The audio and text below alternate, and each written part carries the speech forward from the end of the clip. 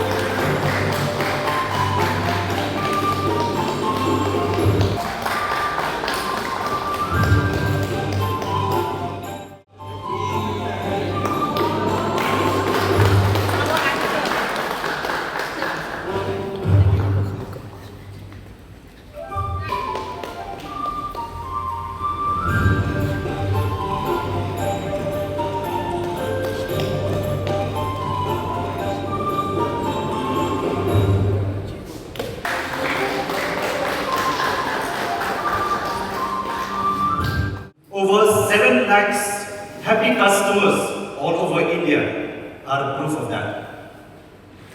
And today, this next gen Tiago takes the legacy forward with new design, new build design with smart technology and also with a superior comfort.